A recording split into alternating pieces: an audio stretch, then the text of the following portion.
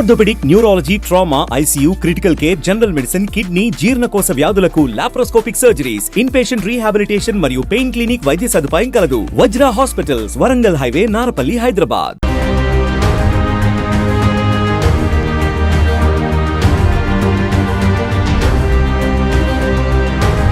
ఉగ్రవాదుల చర్యల్లో యాదాద్రి భువనగిరి జిల్లా వాసి బందీ అయ్యాడు. జీవనోపాధి కోసం దక్షిణాఫ్రికాలోని మాలి రాష్ట్రంలోని బోర్వెల్ బడ్డి కార్మికుడిగా వెళ్లిన యువకుడిని అక్కడున్న ఉగ్రవాదులు కిడ్నాప్ చేశారు. భువనగిరి మండలం బండసోమరం గ్రామానికి చెందిన నల్లమాస ప్రవీణ్ జీవనోపాధి కోసం దక్షిణాఫ్రికాలోని మాలి రాష్ట్రంలో బోర్వెల్ బడ్డి కార్మికుడిగా పనిచేస్తున్నాడు. గత నెల 22న తల్లిదండ్రులతో ప్రవీణ్ చివరిగా మాట్లాడాడని తల్లిదండ్రులు తెలిపారు. మరుసటి రోజు నుండి ప్రవీణ్ ఫోన్ స్విచ్ ఆఫ్ రావడంతో తల్లిదండ్రులు ఆందోళనకు గురయ్యారు. నవంబర్ 1వ తేదీన ఉగ్రవాదుల చేతిలో ప్రవీణ్ కిడ్నాప్ గురైనట్లు తల్లిదండ్రులకు బోర్వెల్ కంపెనీ ప్రతినిధులు సమాచారం ఇచ్చారు. దీంతో ఆందోళనకు గురైన కుటుంబ సభ్యులు తమ కుమారుడి కోసం బోరున విలపిస్తున్నారు. ఉగ్రవాదుల చెర నుండి తమ కుమారుడిని విడిపించి క్షేమంగా ఇంటికి పంపించాలని కేంద్ర రాష్ట్ర ప్రభుత్వాలను కుటుంబ సభ్యులు కోరుతున్నారు.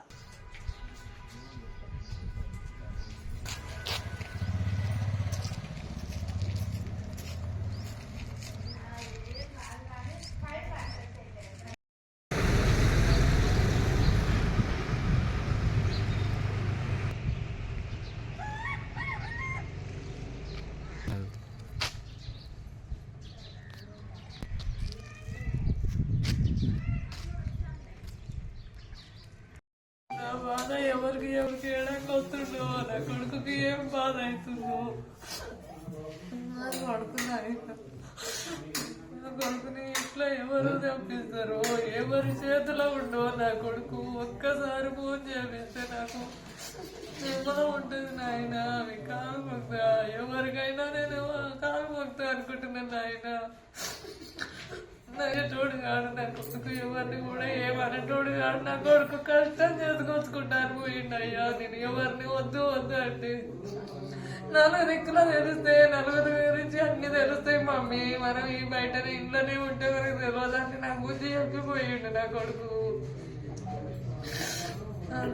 ఏ విధంగా ఉంటుండో, ఏం పడుతుండో, ఏడుంటుండో.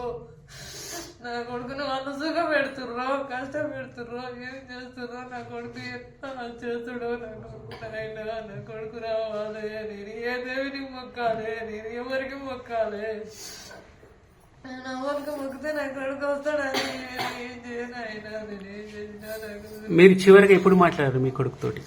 23వ తారీఖు నాడు కూడా నైట్ 7 గంటలకు మాట్లాడినాను ఆయన. మాట్లాడినాం కానీ నా కొడుకు పని ఉందని తర్వాత చేస్తా అంటే నేను ఊరికి పోయినా. ఊరికాడ అందరం మాట్లాడి మామూలుగానే ఇట్లా చూసినాం. కానీ ఇంటికి వచ్చిన 10 గంటలకు ఫోన్ చేస్తే ఫోన్ ఇక్కడ రింగ్ నేను వస్తుంది కానీ అక్కడ పోదట. సిగ్నల్ లేకపోతలేదేమో నా కొడుకు అనుకొని నేను ఆయన కంటిన్యూ నిద్రపోయినాను ఆయన. నేను ఆయన నేను కానీ నా కొడుకు ఇట్లాంటిది అవుతుందేమో నా కొడుకు అనుకోలేదు. శనివారం నాడు చెప్పిండు నా కొడుకు, మమ్మీ నేను ఫస్ట్ నకై పోతున్నా, బొమ్మకు పోతున్నా, అక్కడ సిగ్నల్ ఉంటుంది ఉండదు, ఫోన్ కలవకుంటే నువ్వు టెన్షన్ పడకు మమ్మీ అని చెప్పిండు అయ్యా. నా కొడుకు రోజు ఫోన్ చేస్తాడు, ఒక్కరోజు కూడా ఫోన్ మాట్లాడక నా కొడుకు ఉంటాడు. రోజు అవసరం అంటే రోజు 2 సార్లు చేస్తాడు నా కొడుకు.